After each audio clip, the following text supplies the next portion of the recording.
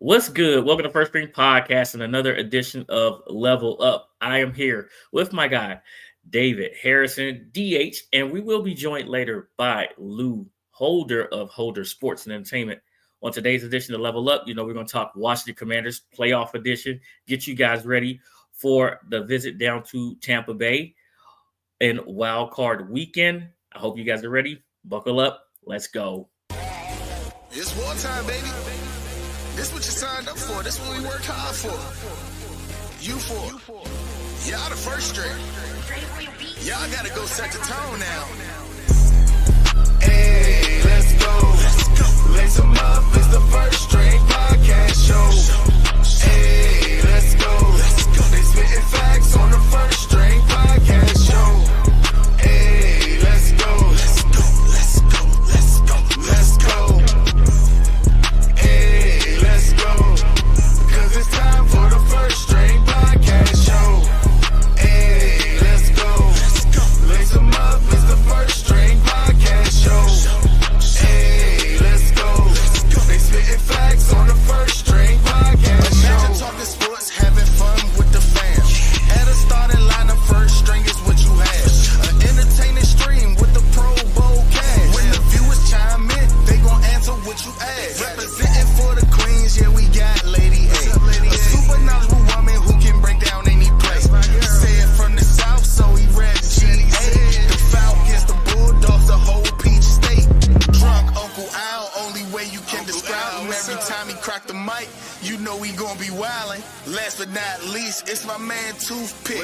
Commanders is a squad and he the captain of the ship. So if you feel the vibe, go ahead and tune in. Like, subscribe, recommend to a friend. Nah, for real, like, subscribe, and recommend this to a friend.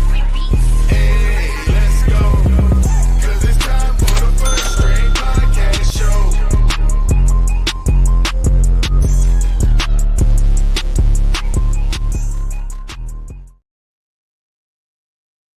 Welcome back to First String Podcast. Please do not forget to like, subscribe to First String Podcast, hit the bell to enable alert for new content just like this. And the most important part is that you tell a friend to tell a friend about First String Podcast. So today it's me, David Harrison, and Lou Holder will be joining us shortly. We're going to get right into it. It's Tampa Bay week. It's Wild Card Weekend. David, the Commanders have been winning games the last month by the situational football, right? They've been executing down the stretch and winning games at the last minute. Now, this brings me back to something that I meant to say to Candy on Tuesday. Yeah. I do believe, and correct me if I'm wrong, that like that first practice, way back when they first had their first practice, I think that's what they did. They came out with situational football in 2 minutes in that first full team practice. Yeah, end of half, end of game, man. That's from jump. That's what they've been working on is end of half, end of game. It's one of the first things when Jaden Daniels came in for rookie minicamp. Like that's one of the first things that he was wanting to be really sharp on. And when we talk about like him and Luke McCaffrey, going into the dome or into the bubble before practices and going through their own walkthroughs before the official walkthroughs, those are the types of things that we're walking through, man. Like that's something that Dan Quinn has harped on, and this whole coaching staff has from day one is end of football, end of half situations, end of game situations. So yeah, I mean, you see the fruit of the labor right there and their ability to eke out. I mean, what is it now? I think it's like 6 touchdowns scored in the last 30 seconds of games or something with Marcus Mariota's game-winning touchdown pass to Terry last weekend. Like it's insane, man. It's nuts. It's something I've never ever witnessed before. Well, also that goes to speak to this coaching staff as well, because I don't believe there's one game where we could say that this coaching staff did not have this team prepared. There may be some times when they were sleepwalking, or maybe just this year Dallas was their kryptonite or whatever it is. But this team has been immensely prepared. They don't seem like they're overwhelmed by anything that's coming at them. And you've heard it a couple of times where they said, we practiced this before the game. Yeah. I will tell you that just on Thursday, we heard Joe Witt Jr. tell us that he did not have his defense ready for week 1 of the NFL season. So, and you love hearing that, because I'm with you, man. Like, week 1, they come out and there's some mistakes on offense, there's some mistakes on defense. You got like a minus 20-yard, fumble, that should have been a pass on the first play, stuff like that. Like, but it didn't feel like this was a team that was unprepared. It felt like a team that was inexperienced. You know what I mean? Like these guys are all Right. playing a game for the first time together. Coaches are coaching together. Like it just felt like a team that was inexperienced, but it didn't feel like they were unprepared. But you love hearing these coaches come out, you know, and it could be like a little bit of a semantics thing, right? But we're used to hearing coaches say, yeah, you know, we didn't come out aggressive enough. We didn't come out and run the ball well enough. We didn't throw the ball sharp enough. And that's on me. Okay. But there's a difference in saying that. And then a guy like Joe Witt Jr. saying, I didn't have my guys ready. You know what I mean? Like there's a difference. You're basically saying the same thing, but the way you're saying it and where you're putting the level of accountability matters. And Cliff Kingsbury, same thing. I've got to do a better job here. I've got to do a better job there. He talked about Jaden Daniels, and there was a play, the deep ball to Terry McLaurin, very specifically said, I made a bad play call in that scenario, and Jaden had the mentality and the wherewithal to wave me off and say, no, we're not doing that play, coach. We're doing this other play, and hit it for a deep bomb. You know what I mean? So, like, those types of accountability issues, and also you see them putting their own egos in check. We've heard Joe Witt Jr. talk about Bobby Wagner making plays on the field, not even waiting for the headset, not even waiting for the call to come in and say, guys, this is what we're doing. But these coaches aren't taking that as ego. Say, hey, I'm in charge. I'm the one in the head. Say, you listen to me. You do what I say. It's not about ego, man. It's about getting the job done. So you love it, I think, from all levels of this organization.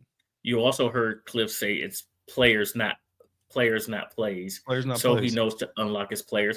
It looks like we have a question from the chat real fast. Go Caps, who has been missing for a while. Bruce Glass is here also as well. Go Caps says, David, I have a question. Is Marshawn going to play? Yep. I mean, unless, you know, knock on wood, it doesn't happen, but unless there's a setback on Friday, he was full Wednesday, he was full Thursday. Honestly, I think he probably could have played against the Dallas Cowboys, but, you know, the team choosing, I think, wisely to say, you know, look, there's stuff on the line. Sure. You want to win the game. Sure. But not so much that it's worth risking Marshawn Lattimore's health. Give him another week to rest that hamstring. But yeah, I think the plan all along has been for him to play in the wild card round. And yeah, you know, like I said, unless, you know, knock on wood, that there's a setback on Friday, he should be good to go. And I can't wait to some of my favorite matchups I've ever seen, man, is Marshawn Lattimore against Mike Evans. So I can't wait. Well, since we're there, let's get to it. Let's talk about this. Let's talk about this defense. Okay, so we know that the Bucs have this incredible running back, Bucky Irvin, who Lady A has been on from the beginning. She said he's an absolute a dog. The Bucs love to run the ball. How is this defense going to stop them? And what does Marshawn Lynch allow this defense to do against the run? Yeah, so first thing Marshawn Lattimore lets you do is, you know, you feel confident that whoever he's lined up against, even Hall of Famer, you know, talking Hall of Famer Mike Evans, you feel confident and say, look, we can lead this guy one-on-one if we need to, and we don't have to worry about him. You know, look, if you do that all game, Mike is going to get some catches, Marshawn's going to make some plays, but it's you have confidence that Mike Evans isn't going to run away with the ball game, right? And that's really the ultimate key. That gives you 10 other guys to rally to the ball, make smart reads, you know, react, do all these other things.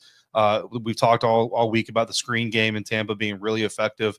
That's a part that they like to get Bucky Irving, but also Rachaad White. Like you know, as great as Bucky Irving has been, don't sleep on Rachaad, because Rachaad White is the 8th ranked receiving running back in yards this season. Bucky Irving is 9th. He's 1 yard behind Rachaad White. So the Buccaneers have the 8th and 9th best receiving backs in the league this year. So don't forget Rachaad White there either. But really, man, ultimately what Marshawn does is to let you use those 10 other guys without having to worry about what this one guy is doing, right? So that's step number one. Now, how do you stop Bucky Irving? That is a $1 million question. And I'll tell you right now, if I had the solid answer, undeniable, I would be not doing my show anymore. I would be in Ashburn right now, probably drawing up game plans for the Washington Commanders defense. But here's what I can tell you. Here's what I can tell you. As aggressive as this defense wants to be, it's got to be intelligent. I talked to Frankie Louvu about this last week before the Dallas Cowboys game, not because of obviously Bucky Irving, but because of Trey Lance. Because Trey Lance is a quarterback that you go back through his history, even with San Francisco. Where is he at his best? He's at his best when he's rolling, right? So you're going to roll the pocket. And I asked Frankie, I said, look, man, you guys all want to be aggressive. You specifically are a super aggressive dude. So you see a quarterback rolling out to the right. Like the further he gets out there, the less of the rest of the field he can use. Same thing with running backs. The more they get to one side of the field, the less of the rest of the field they can use. So where do you find that balance between I'm going to go get this dude and I've got to stay smart, disciplined, stay in my assignment? And he told me, he said, yeah, man, looks like that assignment football is incredibly crucial. And as aggressive as you want to be, like if you've got a leak assignment or you've got a backside pursuit assignment, if you got a backside fit that you got to fill, you got to stay disciplined. And you go back to some of the most brutal runs this defense has given up over the course of the season. I always go back to that first touchdown that Saquon Barkley broke in the Thursday night game where the Commanders lost to the Eagles. That play specifically, and this is not to single out Dorrance Armstrong, but in that play, Dorrance Armstrong over pursues. He's got backside pursuit, and he is just so gung-ho about catching up to the play and cutting Saquon Barkley off, upfield and trying to get to that spot so that he can be in on the tackle, that he runs himself out of his fit.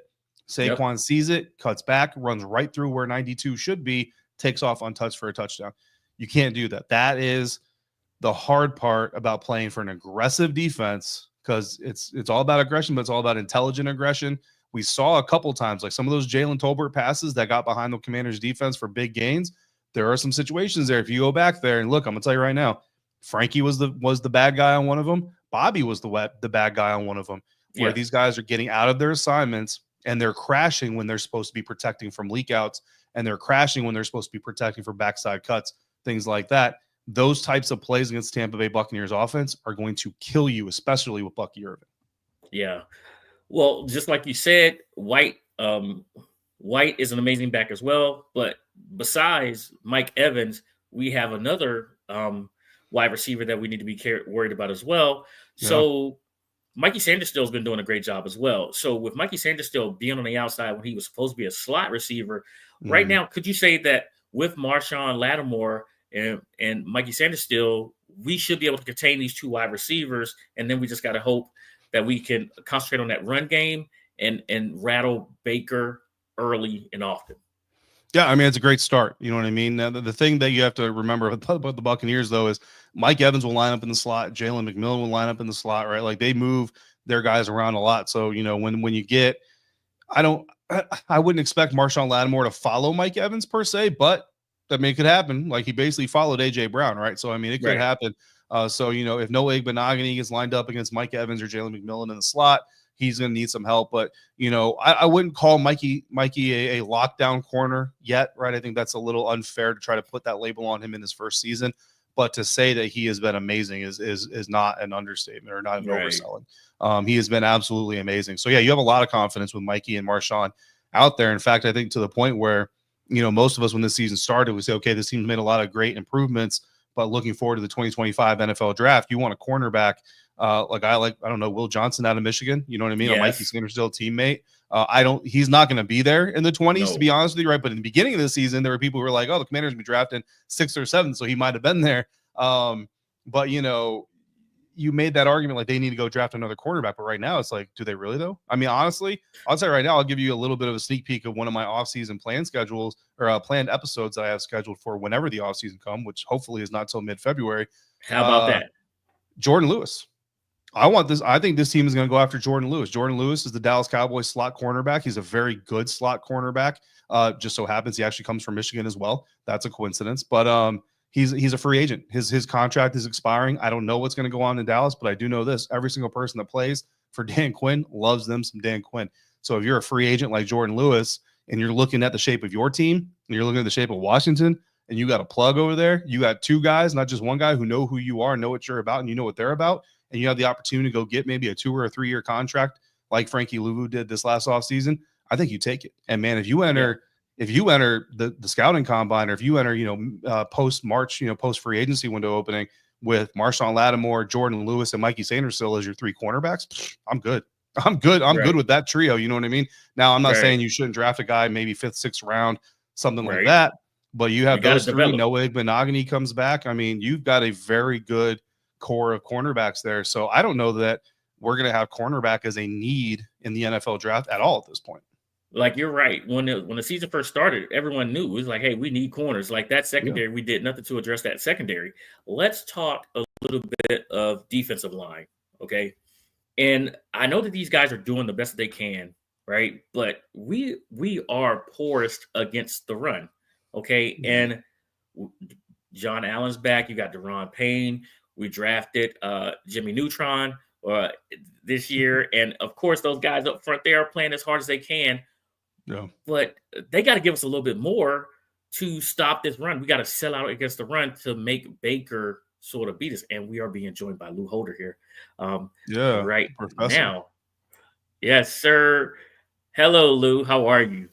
Hey, what's up, gentlemen? How you doing? Oh, Dave! What up, Professor? He didn't tell me he was going to be on. All right, it's a family meeting. It's a family meeting. This is a playoff edition of Level Up here on First String Podcast. We have David Harrison, DH, and of course we have the Professor Lou Holder joining us. Listen, we're talking Commanders defense right now, and we're most importantly talking about the run defense in the front of the Washington Commanders defense. What does this defense got to do to stop this running game, to put this into the hands of, not to say that he's a slouch, but Baker Mayfield, because he's been outstanding his last 2 years in Tampa? Well, if you're asking me, I first got to start with the macro. The macro of this whole thing, and I've told David this throughout the season. I don't know how you can actually argue this point. I think, to me, one of the biggest free agent signings in this franchise's history, time and place, was Bobby Wagner. Bringing in Bobby Wagner at the time that this franchise brought him in, kind of like a London Fletcher. I mean, Yes. This thing was this rudderless ship on defense for the longest time. They still got a long, long way to go. But man, when Bobby Wagner is in the huddle, knowing his pedigree and knowing that he knows that he only has a couple more shots of this thing, he will not let this team lose. There's a couple times we have been in the press box. How did this team win games? How did this team did everything? Because Bobby Wagner, Zach Ertz, and others would not let this team lose. So the defense, to me, knowing that Bobby Wagner's in there, they got a shot. And I say this because David and I were in the press box. I mean, everybody's going to tell people that, hey, look, Jalen Hurts got hurt, this and this and that. But Jalen Hurts does not play defense. He does not play defense. You know what I'm saying? So that Washington Commanders defense held Saquon Barkley to 27 yards in that second half of that football game. That had nothing to do with Jalen Hurts. That's them figuring it out and things of that nature. They're going to have their hands full, but they did not have Marshawn Lattimore last time they played. They weren't as a cohesive unit when they played. Joe Witt even said he called a bad game that game. They need to produce the football, which I think that they will. There's just a lot of new things going on with the second time that they're playing the Tampa Bay Buccaneers that didn't happen in that first year at that first meeting. So I'm very optimistic that this is going to be another thing is we got to think about, this is not a rookie head coach in the playoffs. Dan Quinn has won 3 playoff games. He knows the playoffs. It's not like he's coming in and this thing is over his head. So, and he's a defensive minded guy. So I think that this defense is going to be up for the challenge. That's just me. Well, David started off by saying that Witt Jr. said that he did not have his defense prepared in week 1. So I know that he is going to have them prepared. I know that Bobby Wagner is going to have everybody dialed in and focused. I said this to Candy on Tuesday. I saw she said there are a couple of people that you don't want to make mad on this Commanders team. One was Terry and the other one was Bobby. And I said that makes sense because in that Dallas game, the rest of the defense is walking off the field, the special teams coming on, and Bobby's pretty much over on the Cowboys sideline, giving them the business. Yeah. And they scored no more after that. You know what I'm talking about, David, right? Yeah, that was classic. Well, I think the third person you don't want to piss off is Frankie Louvu. That boy is a heat-seeking missile, and man, I'm telling you, he is so happy to be in the playoffs. I wouldn't want no parts of Frankie Louvu, man. He is one of those guys they gave a multi-year deal to, and for good reason. My goodness, has this man outperformed any expectations we could have had for him coming in, and I think he's another one that's just really going to be putting a hat on anybody who comes near him. It's just going to be fun to watch defensively. Okay. Well, let's move over. Well, I'll say this about Frankie Louvu. The only person's expectations he has not exceeded are mine. But that is only because I was so hyped when they signed Frankie Louvu, man. But I've been covering the Buccaneers for a long time. I've seen Frankie Louvu playing for the Carolina Panthers. Those 3 years he played in Carolina, I loved Frankie Louvu when he was with the Carolina Panthers. So that's the only reason is I was actually worried that I was overly hyping up Frankie Louvu. So I'm glad he's delivered on my hype, because that was a risk. But no, I was with David from the entire. I was with David from the entire year. He's absolutely right. He has been high on Frankie Louvu since day one. Nice. Yeah. Let's switch over to the offensive side of the ball. So Jaden was pulled out of the Dallas Cowboy game with leg soreness. Now we do know that, hey, in a one and done scenario, he would have finished that game. Right. Is he ready to go? Yeah, he's gonna be fine. You know what I mean? At the end of the day, like, he's gonna be fine. Jaden's a warrior. He's proven himself to be just that. You know, at the end of the day, man, that's one of those situations where the head coach has a trainer come over and says your starting quarterback has a boo-boo. Like, your starting quarterback bumped into the wall and hit his funny bone. Shut him down. We're not risking it no more. Like, that's just one of those situations. So I wouldn't read too much into that or anything into that. And you know, looking at Jaden this week, like, one of the things that I was really looking for, because, you know, we've all been so impressed with, like, okay, rookie camp comes and this dude looks the part. Veterans come in, he still looks the part. Mini camp, training camp, pregame or preseason, regular season. I would say, I think, Lou, right, that first game, like, saw a little bit of rookie in Jaden, but it wasn't panic. Right. It wasn't, you know what I mean? It was just a rookie quarterback having to learn the speed of the game.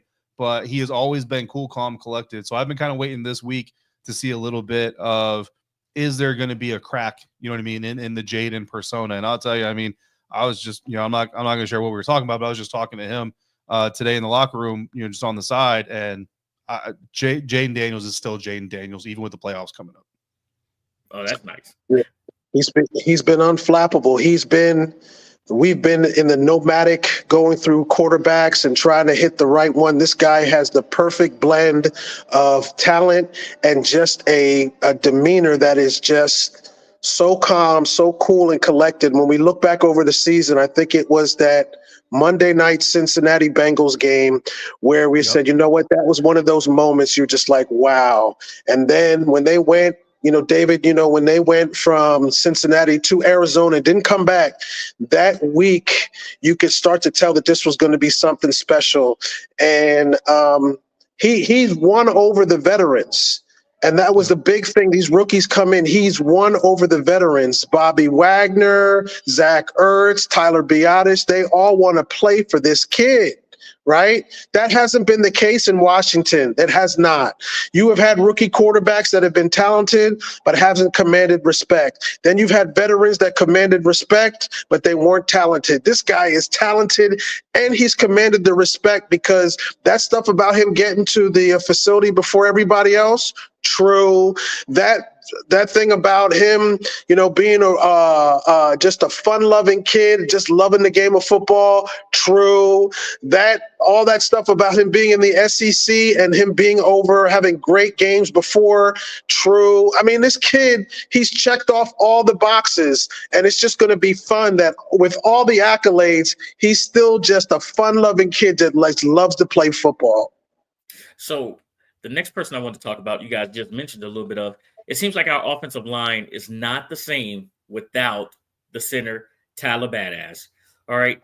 So could Tyler have played last week? Did they just shut him down to keep him ready for the playoffs, to get that line going?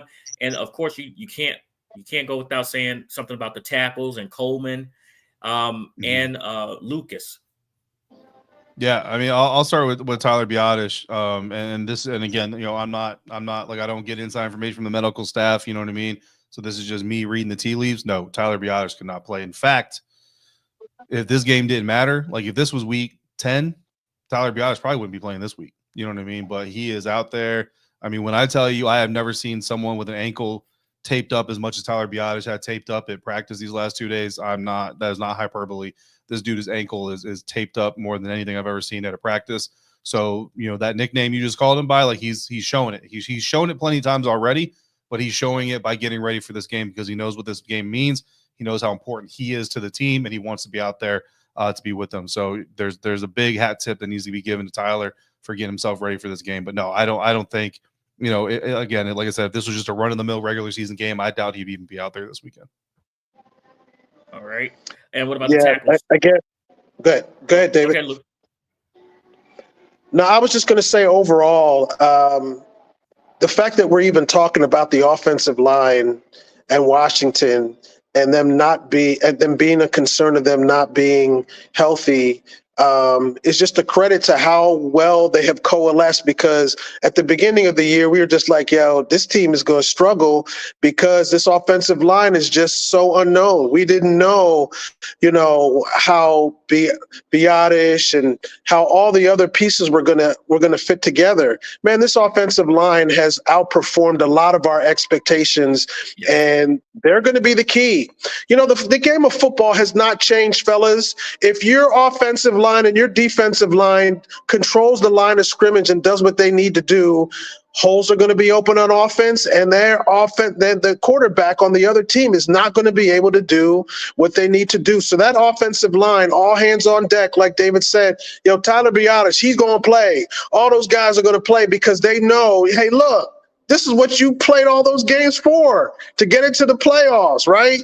So to get into the tournament, and anything can happen. Anything can happen. So, yeah, I would be surprised if there are going to be people missing from this battle on Sunday night. All right. Any word about our tackles? Yeah, I mean, they both look like they're going to be good to go. Again, the banged up and the bruises of the season, like Brandon Coleman's getting treatment. Andrew Wiley's getting treatment. Cornelius Lucas. I don't know how confident that Cornelius Lucas is going to be fully ready to go, but Trent Scott will be there.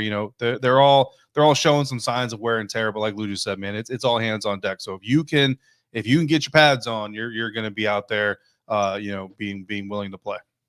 All right. So we talked about the secondary being one of the problems that we thought it was going to be at the beginning of the season. Another issue that us as fans thought about were the wide receivers. People were talking bad about Terry the first couple of weeks of the season, and then who's your number two? And it's number two by committee and Zach Ertz. Well, I got to say, Zaccheaus and Dyami Brown, these guys have stepped up with the other Brown going down as well. And Terry has had a season for the ages here, especially what he did to close out Dallas and close out the regular season. Talk about this wide receiver core and how they play for each other and what they mean to each other for me. Go ahead, Lou. Well, first of all, you got to consider the tight end and Zach Ertz in this wide receiving core. Absolutely. The thing about it is that Zach Ertz was brought here. One of the first people that they brought in was Zach Ertz, because that security blanket that he was in Philadelphia has ended up being the same thing here in Washington. He has been one of those guys. When you interview him, when you talk to him, he's such a pro's pro, and they needed him because, again, the wide receivers have stepped up. It's been a revolving door. Terry's been there, but it's been a revolving door from Brown to Zaccheaus to Crowder to whoever's been on the other side of Terry. It's been a revolving door, but Zach Ertz has been there. So you got to include him in this receiving game per se. And when we're talking about it, I am just so happy that you're mentioning those names like Zaccheaus and Dyami Brown and people, because they're going to need all of these weapons. And to me, the linchpin to all of this is we have been waiting to see what an offensive coordinator is going to do in the playoffs. We didn't have it with Turner. We didn't have it the coordinator before. Kingsbury was brought here for this reason and this reason only, right?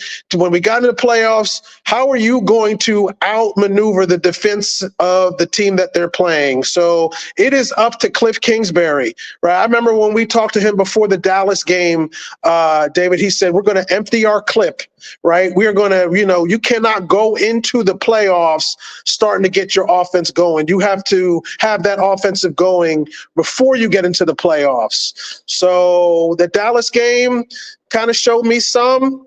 Still some stuff left to be desired. I hope Cliff Kingsbury has one of those games with all of those weapons that you have just mentioned. That's going to make it so hard for the Buccaneers to keep up, because this team can score.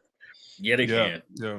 And I'll be honest with you. Cliff did say we're going to empty the clip, and I had a lot of respect for him for using that analogy. But I have to admit, I was surprised when they pulled out the De'Ami Brown pass to Yes. and I know it didn't work, but I was a little bit surprised they pulled that out. But here's the thing about offensive coordinators, and especially ones that are as creative as Cliff Kingsbury is, there are at least 2 or 3 different variations of that play that Cliff Kingsbury has in his playbook, which means, yes, he might have showed the Buccaneers something, but guess what else he did? He also gave the Buccaneers something else to prepare for, something else to talk about this weekend, something to talk about during practice that's out of the ordinary. And the more you can get your opponent to talk about things that are out of the ordinary, the less times they can spend preparing for things that are in the ordinary. And if you give them that look, you go back to that flea flicker screen pass look. Like who in their right mind throws a flea flicker screen pass? Like, you can't even find that play in the Madden playbook. That's how much that play doesn't get run.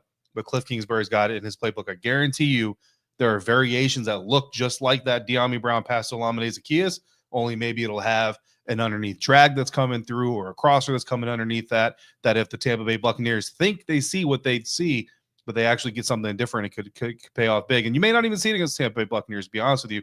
That could be one of those things. I actually go back to my days covering the Buccaneers. There was an end around kind of reverse trick play to Chris Godwin that I saw the Buccaneers install in training camp one year, and they didn't run it a single time until the NFC Championship game against the Green Bay Packers that year, where they needed one more first down to secure their trip to the Super Bowl. That is when they ran that play. So Cliff Kingsbury's got some things in his bag that he hasn't revealed yet. I promise you that. Well, Racer X for life is saying, run the ball, run the ball, run the ball. The Washington Commanders running game has not been on track over the last couple of weeks. Brian Robertson has not completed a full season, but we do have Austin Eckler coming back. We also know that we have C-Rod, and not to forget McNichols. All this running back room, who are you sitting down? Because there's no way that you're going to have 4 running backs up.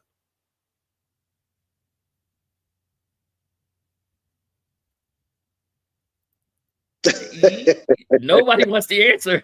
I was gonna let Lou go first. Look, if I gotta sit down one of these running backs, if I gotta make one of these running backs inactive, it's gonna be Jeremy McNichols. Because for me, you have a lot of slash and dash ability with Jayden Daniels. You have some pass catching ability with Austin Eckler. You've obviously got the between the tackles power with Brian Robinson, and you've also got some between the tackle ability with Chris Rodriguez. I think that when you look at this Tampa Bay Buccaneers defense, you need to be able to deliver body blows in the most critical moments. And with Vita Vea and with Kalijah Kancey heading up that defensive line, I think the best way to do that is to have both those guys, B-Rob and C-Rod, available. And you know what? Look, they may only get you 1.5, 2 yards on a 2nd and 6, but you turn that 2nd and 6 into a 3rd and 4, and you deliver a body blow to the middle of that defense, that could pay off dividends, down the line. Whereas Jeremy McNichols, I just kind of think it's a lot of it's either hot or cold with Jeremy, you know what I mean? And I think that, if you get the hot, you love it. But if you go out there and you get the cold and Chris Rodriguez is inactive, now you don't have a choice. So for me personally, I'm probably, like, if they don't want to suit up for, I'm probably going to keep Chris Rodriguez. If I had to predict who they're going to make inactive if they do, it's probably going to be Chris Rodriguez. All right, Lou. Yeah, I agree with David there. I love Jeremy McNichols. I love his pass protection. Yes. I really, really do. So I've seen him pancake a player or two during this season. But I'm leaning to what David said. I do know this. You cannot have games where now in the playoffs where Jayden Daniels is your top rusher. I mean, you got to be able to run the football in the traditional way. I mean, obviously, every time I'm hearing the comments, I think of that scene from that movie, The Blind Side, when Sandra Bullock is calling down the coach. He goes, "Run the dang ball, Bert. Enough of the trick plays. Run the dang ball, right, Bert." And so that's what's going on. You got to be able to run the football. And this is where we've been waiting for Brian Robinson to have a breakout game. He says that he's ready. I mean, a lot of these guys have never tasted the playoffs. And, when Brian Robinson was in Alabama, that's all they ever knew was playoffs and playing for championships and things of that nature. So those offensive line are going to be able to open up some holes, but B-Rob's got to be dynamic. See, all those guys, Eckler's got to be dynamic. Eckler was brought in here for that reason. So I'm hoping that running game really, really does get established because it's been lacking the last couple of weeks. Right. You're watching First String Podcast, a level up, a playoff edition. We have DH David Harrison with us and the professor Lou Holder joining us. We got you guys for a couple more minutes. So listen, I haven't touched on it yet. I just asked about his health, and that was Jayden Daniels. How special will Jayden have to be for the Washington Commanders to win this game? I think Jayden just needs to be Jayden. To me, I think Jayden just needs to be Jayden. I mean, as far as how special, he's coming in with a level of expectation that what I don't want is for Jayden to feel that he has to do everything. This team was built for moments, when I mean built, when you brought in all those veterans and everything like that, this cannot be on Jayden, we can only do it with Jayden alone. Jayden is a rookie. He's playing in his first playoff game. There needs to be so many pieces around him that are performing at high levels too. I don't think Jayden has to be super special, but the fact of the matter is when this guy needs to put on a cape, he puts on the freaking cape. It doesn't matter. And I'm feeling that if things break down, he's going to put on that cape again. So how special he needs to be, the answer to that question is going to be when the moments matter, he's going to step up. That's how special he needs to be. He doesn't need to be special the entire game. He just needs to manage the game. But when those moments come where he has to run to get that first down or that fourth down, where Cliff Kingsbury, that one presser that we had with him, David, when he said, the offense is so dynamic because on fourth down, they are lethal. When they have a fourth down opportunity, Dan Quinn basically says, it's 4 downs for us. And that's the most exciting. That's where he needs to be special. If they do get into those fourth down areas, that's where Jayden really needs to be special, in my opinion. Yeah, look, I agree with Lou. I think what has made Jayden so special this season is that Jayden hasn't tried to be special, right? Like Jayden is just being Jayden Daniels. He's just being who he is. And the coaching staff has just let him develop as he needs to develop and do all those things. But, you do talk about the superhero moments. I think the one thing that, if I had to point to an area where I would like to see Jayden maybe, I don't even say turn it up, but for lack of a better phrase, probably say it that way, is in the first half. You know what I mean? Maybe you never want to tell a quarterback be less patient, right? But in the first half, you notice he's willing to kind of hold the ball a little bit longer, wait for routes to come open a little bit longer than he does in the second half. In the second half, it's more drop back, give it a couple of reads. If I don't see it, I take off and I do what I need to do as a playmaker. Maybe do a little bit of that more in the first half to get things rolling in the first half a little bit more than we've seen lately. That would be the only part of the game I would say. It's not even Jayden doing more, so to speak, or stepping up more. It's just getting to that point and understanding, I'm going to need to drive this ship earlier than getting to the second half and doing it. But, don't forget, man, even with a rookie quarterback making his first start on the road in week 1 against Tampa Bay Buccaneers, without Cade York missing 2 field goals, this is a 6-3 game at one point. This is a 13-10 game at one point. It's a 20-6, 20-17 game at one point. If you have those points back for a rookie quarterback and for a defense trying to figure it out, that changes the game flow of things. So I know when you look at the box score, you're like, man, the Buccaneers beat them by 17 points. That's not necessarily fully indicative of what this team could have done. Now, I think they still end up losing this game, but if you end up losing this game 34-28 or 31-27 instead of 37-20 with the game flow things that got messed up there in that game, you feel a lot better coming out of week 1, let alone coming in all these weeks later. And this is, just kind of bring the conversation full circle. This is a totally different team. You're not going to have a -20 pass or -20 fumble, right, from Jayden Daniels. You're not going to have some of these mental mistakes that we saw in that first game. So, it's nothing's a slam dunk, right? Certainly, but I don't think it's a slam dunk on either side of this game. David brought up a really interesting point that I think that we really, really need to address is that fact that we've been talking about a lot of the offense and a lot of the defense. I think that special teams is going to be a premium here. I think Tress Way is going to, his punting. Remember, there was a time where Tress Way didn't punt for 2 or 3 weeks.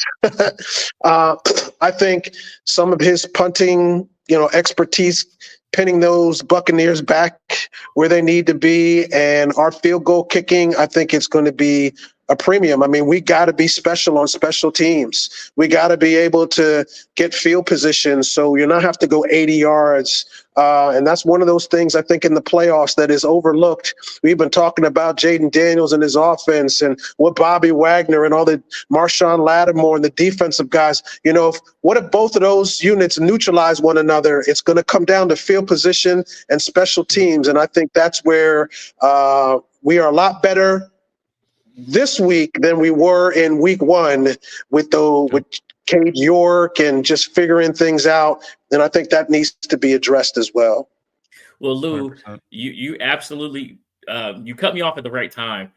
Absolutely perfect by you, because it led right into how comfortable. My next question was, I'm extremely comfortable with Jamison Crowder being back there on punt returns. Since Jamison Crowder's been back, he's done nothing but perform. He had the one in the Dallas moment, but he followed that up with another excellent punt return. So when you said special teams has to be special, Jamison Crowder being on punt returns, and everyone's been asking for McCaffrey, him being back on a kick return also has been another notch up for the special teams, which you didn't mention. But I'm looking forward to seeing these guys perform. What do you think about that? Go ahead, Lou. Yeah, I mean, to have options back there, because there were moments in the season where it was kind of dicey, the kick return game.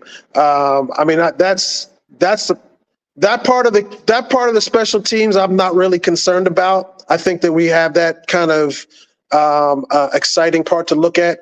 It's the field goal kicking that I'm still leery about. I'm not totally sold on our field goal kicking unit, but I think that the kick returning and the punt returning, I think that is something that you can actually look at Jamison Crowder and people back there and be like, you know what, they're going to get us some yards. So that's just me.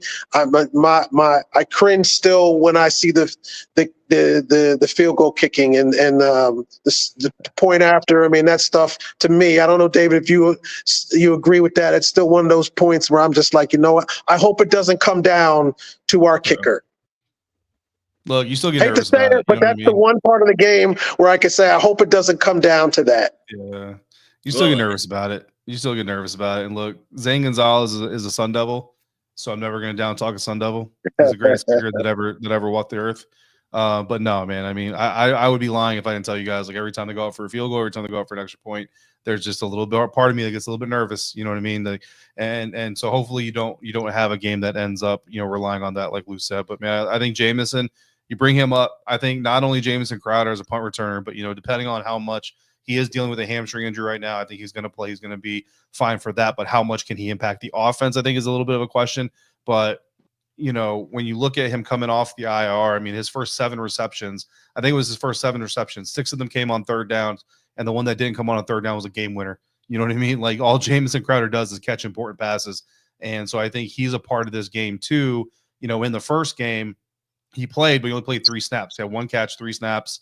Like, he's another part of this matchup from week 1 that's going to be different.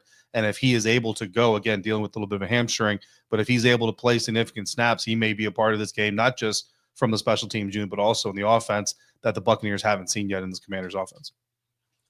Well, thank you. I'm going to say thank you guys for, this special playoff edition of Level Up on First String Podcast that we have. Hey, can we do this again next week after we beat the Buccaneers? Hey, if David's down, I'm down. I mean, this was good. I do like to say, though, before I leave, that it's just kind of poetic justice that they're playing the Tampa Bay Buccaneers in the playoffs. Yes. I mean, I remember that 2005 game, that scoop and score by Sean Taylor. The last time they had a win down there, I mean, it was just Ryan Clark, that whole defense. I mean, that's what's going to have to happen. A defense is going to have to. And I remember Joe Witt saying, with 4 games left in the season, he said what he's expecting from his defense is to stop the run and produce the football. That's what's going to need to happen. You're going to need to be able to stop the run and produce the football for this game to be won. Absolutely. Yeah, I'm gonna be honest with you guys. I was less than 30 days away from deploying to Afghanistan when that game happened, and my wife was 8 months pregnant or 7 months pregnant, and we were in Germany, so I didn't actually get to watch the game. But I do remember highlights. I do remember just that entire postseason run as well. So I'm glad to be a part of this special postseason run, and hopefully it can be just as special this time around. One more quick question, and this one's just pretty much off the cuff. All right. Who is your team's MVP? For me, it's Bobby Wagner. Bobby That's Wagner. a good choice. Yes. For me, it's Bobby Wagner. I mean, the glue. He's the glue that's hold this team together. I think the media, David. I think the media gave him his Media Good Guy Award. I mean, he's the guy who's done so much. When we talk about creating a culture and building a culture in year one with a brand new coach, all these different players and things that come in, I'm telling you, my MVP, if he didn't live up to it with his, and then he's up for the Walter Payton Man of the Year award. I mean, for me, that's my personal MVP because, I mean, Jaden is going to be Jaden, but at his age, what he's been able to do, when you talk about most valuable player, I don't know how this team would not be where it is if it wasn't for Bobby Wagner. That's just me. Yep. No, 100%. And I will expose it. I voted for Bobby Wagner personally, so I'm glad to see the candidate that I voted for getting the award. So I definitely agree there. But I'm not going to repeat Bobby. I'm gonna go with Terry McLaurin. I kind of want to go Jaden just because of what he's been able to do, especially late in the season. But I gotta go Terry because I think, as Jaden was getting his NFL legs under him, I know early in the season, especially, he didn't get a lot of passes his way, a lot of catches going his way, and all that stuff. And it's so easy.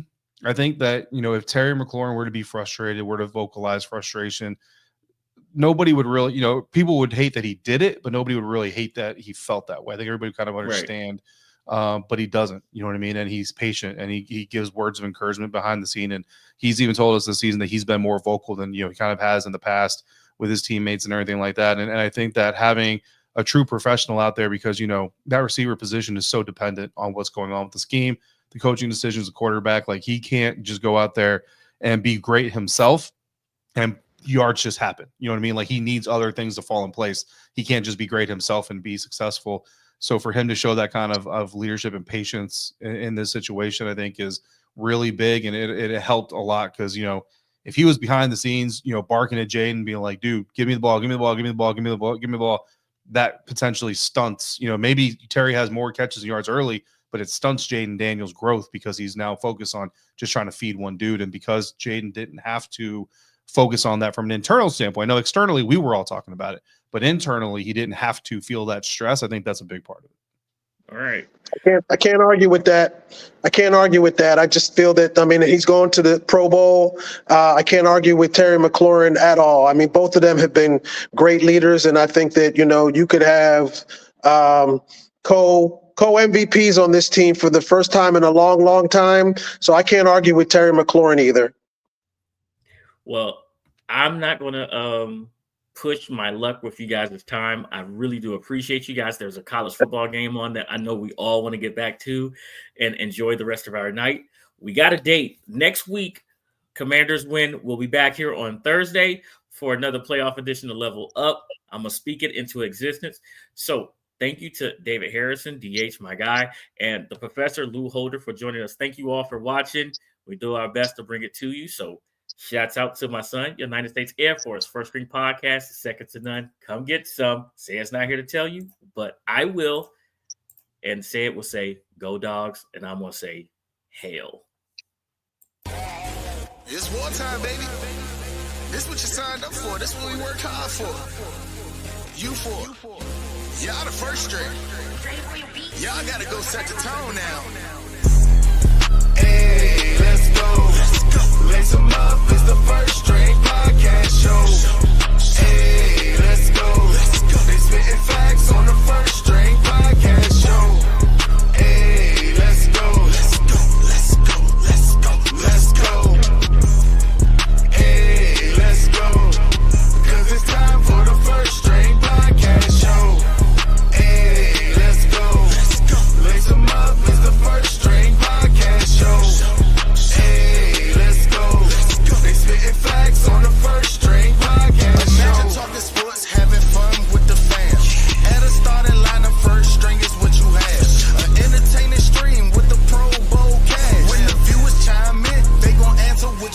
Representing for the queens, yeah, we got Lady A.